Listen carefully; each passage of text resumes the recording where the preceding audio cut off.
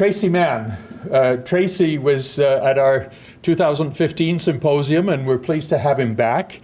Tracy's a co-founder of Yoga Passage and has got degrees in kinesiology and commerce, as well as arts. And he's going to start the day with a little yoga and rejuvination, and everyone's invited to participate. So, Tracy, if you would come forward and lead us in the exercises that you've got planned for us.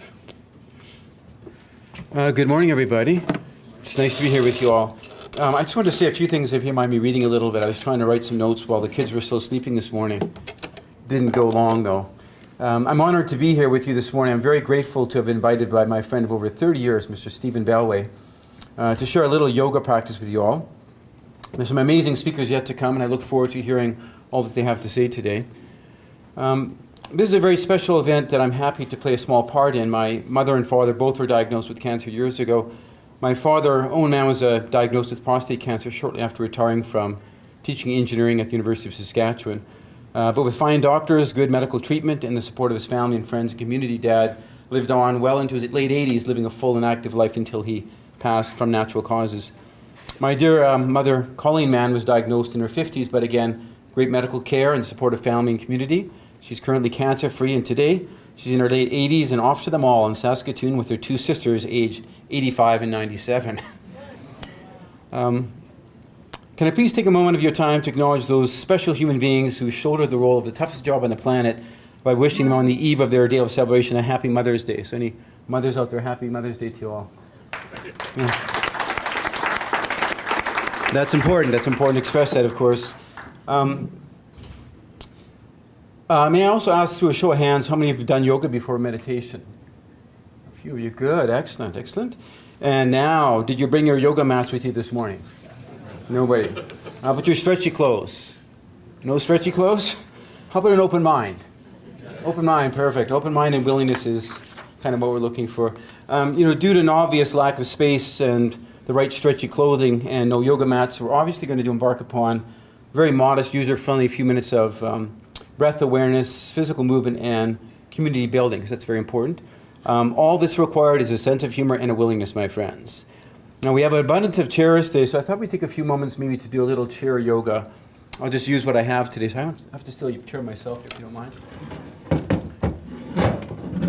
All right.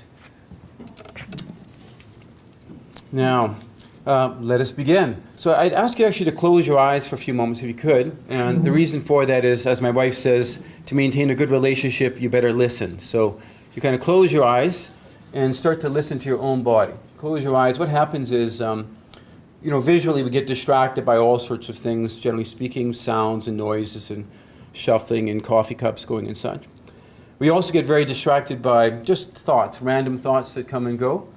And the predominance of thoughts really are thoughts of past times, nostalgic times, regretful times, or anxious times of future, or maybe times you're looking forward to. But when you breathe slow and deep through your nose, it really brings you back to where life is lived, like right in the now. So I'd invite you to notice your breathing, and then just take long, slow breath into your nostrils if you would. Just big inhales and exhales. And then just to feel the difference, just for a moment, sort of move to the back of your chair and just slump a little bit. Become a little kyphotic, rounded back, if you would. And that's generally how most of us sit. We sit kind of kyphotic, rounded, a little bit fatigued. And I read somewhere that on average people sit about 13 hours a day. I thought that can't be 13 hours a day, but when you think about it, you get up in the morning, you have your breakfast, maybe you drive to work or work on your computer. Lunchtime you sit. The afternoon again, you might drive, you might be reading something. The evening, dinner time, sitting again, and it's a lot of time to spend sitting. And most of us know sitting isn't that good for us. So now if you could, once you felt kyphosis, which is like an older sort of sensation in the body, lethargic sensation, now move sort of halfway forward on your chair if you would, with your back away from the back of the chair. Excuse me if I disappear for a moment. Feet down flat, the floor back nice and tall, with your hands resting on your thighs if you would. And then just get a little bit taller. Start to lift your body out of your pelvis, out of your sacrum. And then lengthen up through your lower back, your middle back, to the back of your neck. Then just tip your chin a little bit down so it lengthens the cervical spine. And then move the sides of your neck a little bit towards the wall that's currently behind you. And as you take long, slow breath into your nostrils, you'll feel air, oxygen, sort of positivity come into your body. And then as you breathe out, carbon dioxide, quite often tension, toxins kind of leave the body, carbon dioxide as well. So as you're taking long breath in today, relax your shoulders down so you feel very comfortable. A big part of yoga is recognizing its yuch. The Sanskrit word for yoga is called yuch in Sanskrit, a language as old as Latin. And yuch is really the yoking of mind, body, and spirit, recognizing what's on your mind, how you think about things directly affects your physiology. If you're thinking anxiously, fearfully, then likely your heart rate goes up, your blood pressure increases, blood flow shunts from your core to your limbs so you can run from, fight with, or hide from things that are kind of fearful. And with yoga, as you take long, steady breath into your nose again, it holds your attention so you're not as inclined to think about things that are anxious or cause fearfulness and things like that. And then by doing that, you stay in your, what's called the parasympathetic nervous system. And by staying there, heart stays low, blood pressure is down again, your immune system is somewhat kept more in better condition, and digestion's better, you sleep better at nighttime. Lots of good things come from letting go of distraction, if you would. So as you watch that deep breath, pranayama, it's called pranayama in Sanskrit. The word pranayama basically means breath extension or breath control or breath concentration. And within the word of pranayama, there's the word prana. And the word prana essentially translates as life force. And years ago, I had a teacher from India, from Rishikesh, Yoga Vishva, and we were talking to him, and we asked Yogi, what is yoga all about? Why do we do it? And he kind of looked at us like he was a bit surprised with us, and he said, it's to increase your prana, to increase your vitality, increase your optimism, increase your hopefulness in difficult situations, to increase your positive energy, if you would.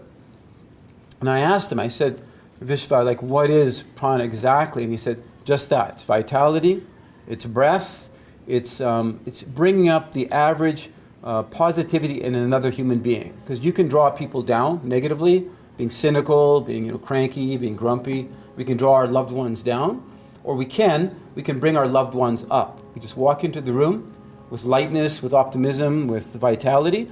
You'll affect other people in a positive kind of way. And that's kind of what we hope to do today. So as you're sitting tall, again, the shoulders drop down a little bit to decrease the tension that might be in your shoulders. And then as your energy goes up, energy is called, this sort of positive prana goes through what's called the sushumna, the conduit of energy. The top of the head gets a little softer, a little bit more relaxed. You have to kind of relax your cheeks a little bit, soften through the forehead if you could.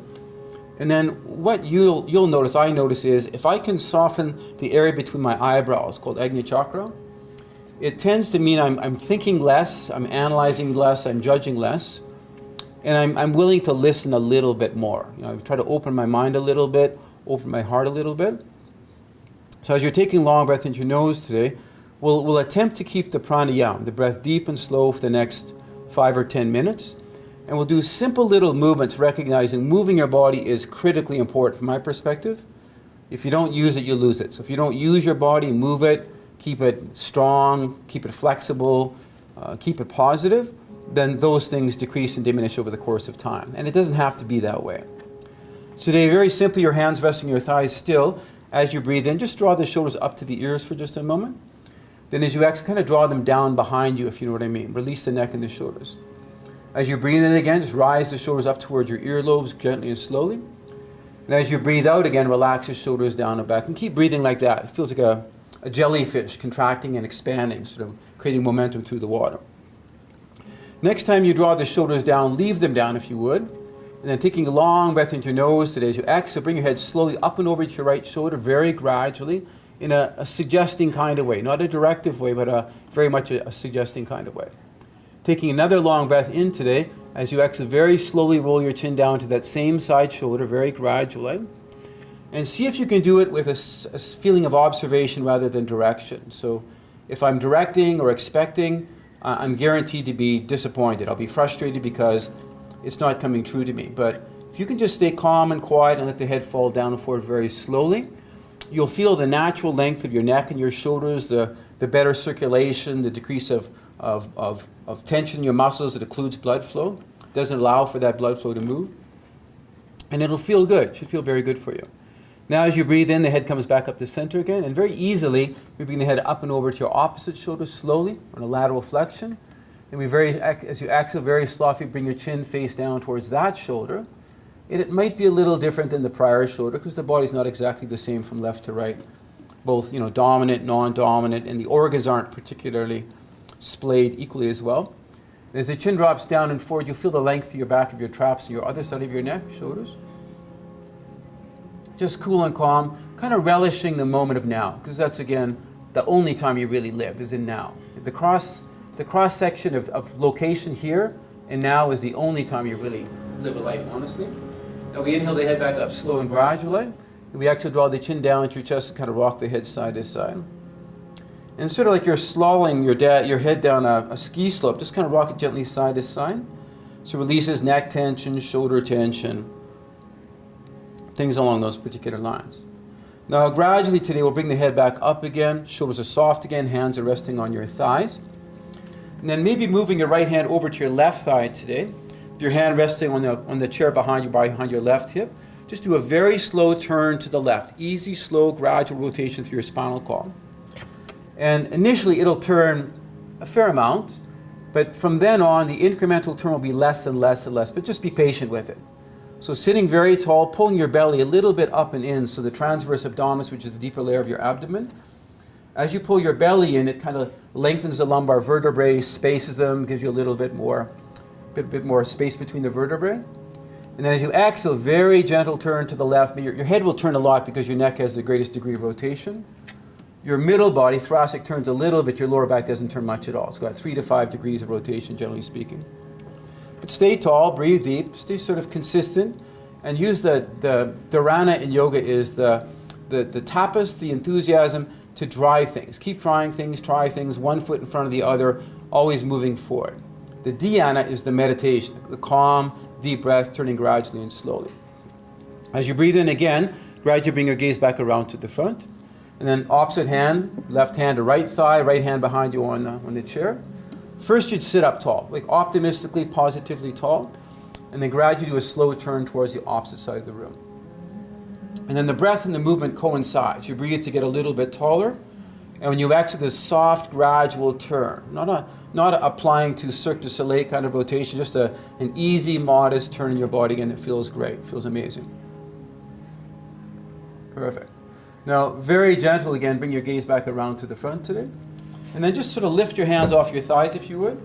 And these are magical, the hands. So move through your fingers, your thumbs for a little while. So kind of move them. And we kind of take them for granted, but because that's what we typically do. We take lots of things for granted. But as you move through your fingers, you recognize how important they are. They're, the healing hands of a physician, if you're an artist or a musician or anything. I mean, they're how you transmit that art form into action. And then roll the wrists a few times again, sort of lubricating the wrist joints. So when you move a joint, essentially it creates a synovial fluid that lubricates your joints. It keeps things really moving smoothly for everybody. And then gradually just extend and flex your elbows a few times. So full flexion, full extension. Seems simple, right? But it's really important to move all body parts on a regular, if not daily basis, almost every daily basis. And then gradually with your shoulders today, just hold the hands on top of the shoulders, and the shoulders have an arm bone with a kind of head on it that goes into the glenoid fossa. Just roll the arm bones a few times again to lubricate your shoulder sockets. And how you've lived life thus far sometimes shows up in the body. Your body is really your biography, isn't it? Your biology is your biography. How you treated your body thus far quite often just sort of shows up in how you're feeling currently. There's other things that happen, unfortunately. So roll those shoulders a few times, and then kind of gradually, like sit to let them come back down towards the floor. And again, sitting tall, belly pulled in, chin a little bit down, hands resting on your thighs. Take about 4 to 5 long inhales and exhales today. And as you and I breathe inside our heads, we're always talking to ourselves. You probably noticed that. You're probably saying something to yourself right now, like, I should have went for coffee, or why didn't it come a little later today, I could have skipped the yoga thing. But as you're talking inside your head, there'll be a tone, there'll be a dialogue, there'll be word choices, and they become habitualized. So if you have a negative, sort of cynical perspective of things, the words inside your head will be of that nature. You'll find I'll judge things, I'll criticize things, I'll do that sort of perspective. But you can change it. You can change inside the head how we speak to ourselves by just looking at the good. Look at the good in people, look at the good in situations, and sort of say those words inside your head today. So as you're breathing in, maybe say something positive like peacefulness, joyfulness, kindness, compassion. As you breathe out, let something kind of negative go. Just kind of let it go again. Something you might carry around all the time. It's sort of burdensome and unhealthy. It's really unhealthy to carry around sort of negative sort of tones and vibrations, if you would. Perfect. And then gradually bring your gaze up, if you would. I have to kind of use the chair here today, but sitting in your chair still, if you're okay with it. Hands resting on your thighs. Keep your heart lifted optimistically. Just lean your heart out and forward to the front of the room or the side wall, the back, whatever you're angling. So your back stays very long, very long. It just means you hinge forward out of your lower back, out of your lower back muscles, your glute muscles, but your heart stays lifted. Heart stays up and forward. So it has that tone of an optimistic person. People who are upbeat and optimistic, they walk around like that. They're upbeat, they have broad shoulders, the heart's lifted again, they have a very soft face and a good sense of humor.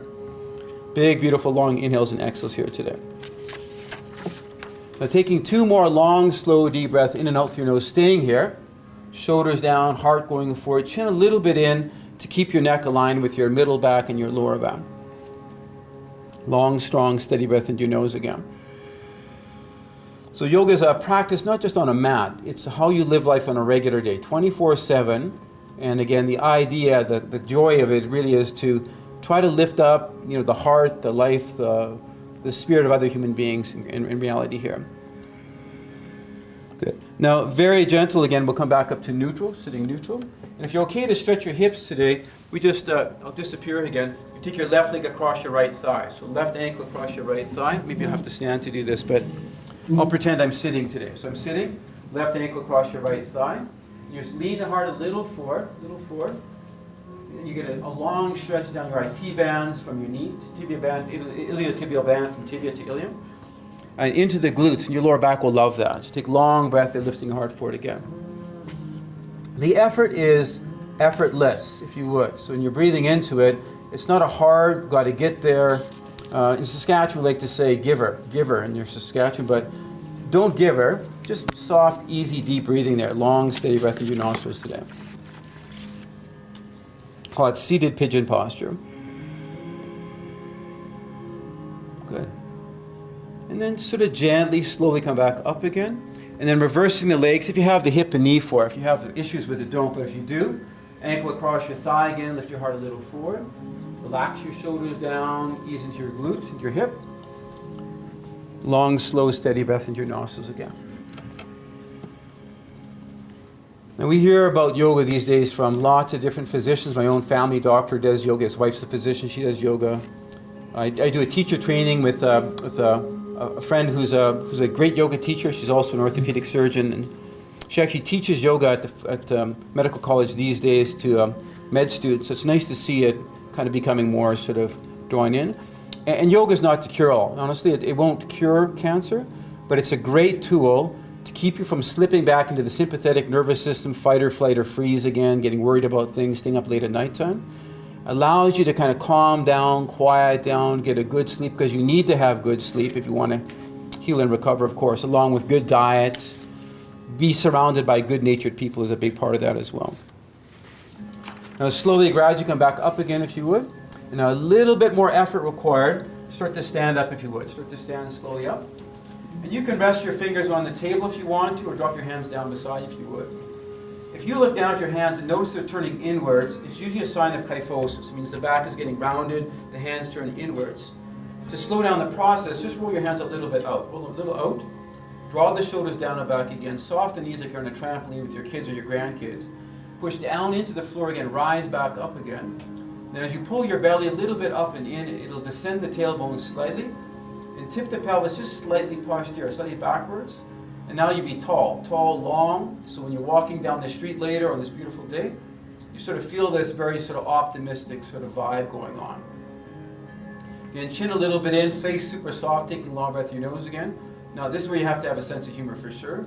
So you can lightly touch the table with your hands if you like, or your chair if you like. And we'll just draw the knee up. You can hold it up with your hand if you like, just draw it up nice and hold. You can hold your knee with your palm if you prefer. You could have both hands under your thigh. You could have your arms open. You could have your hands over top of the head. Just anything playful. Hand on the chair again, hand on the table if you need a little bit of balancing sort of assistance. Or just your foot lightly resting on the floor. Lots of variations again. Always pick the variation that works the best for you. Don't worry about anybody else's particular variation again. Don't want to have sort of yoga posture envy at all. Just eyes closed, long breath in your nose if you can, or keep your eyes a little bit open if you want to. And very gently release the foot back down towards the floor, back in what's called Tadasana, mountain pose. Relax your shoulders down, and after we just did that, there can be little things inside our head. I don't want to do it again, might be one of them. I don't see any value in that particular situation.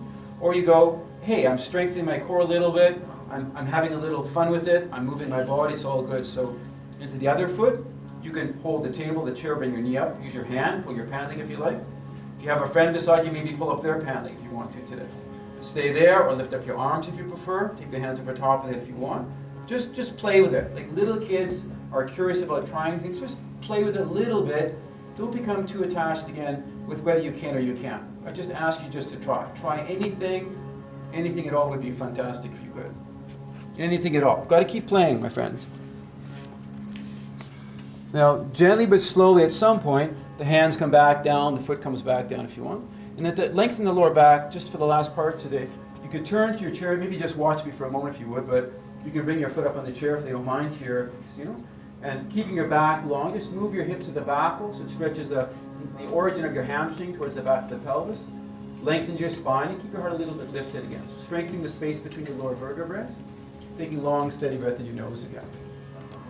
If you keep that thigh bent, the hamstrings cross two joints. The back of your knees down to your tibia and fibula, and they go up towards the ischial tuberosity, the sit bone. So just stretch your butt back a little bit, bring your heart a little bit forward.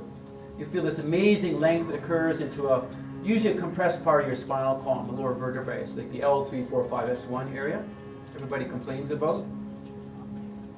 And as you breathe into it, if you've been hydrating with water today, hopefully, your body's highly composed of water. Works better when you're hydrated. Maybe the intervertebral disc will plump up a little bit, give you more cushioning in your lower vertebrae. And then very gradual, start to come up slow if you would. Take your time.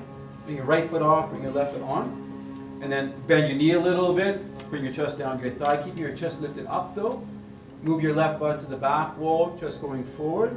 And I hope you get a little stretch in your lower back to the left side probably. Maybe into your glutes a little bit, keeping them healthy and keeping them flexible. Nice long deep inhalation next to your nostrils.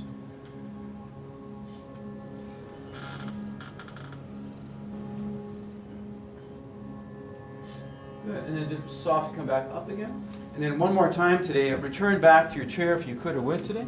Just sitting tall, hands on your thighs again, feet on the floor, tucking your chin in, closing your eyes. And we've all heard it before. They say you are what you eat. If you eat terrible foods again, you probably feel a little unhealthy.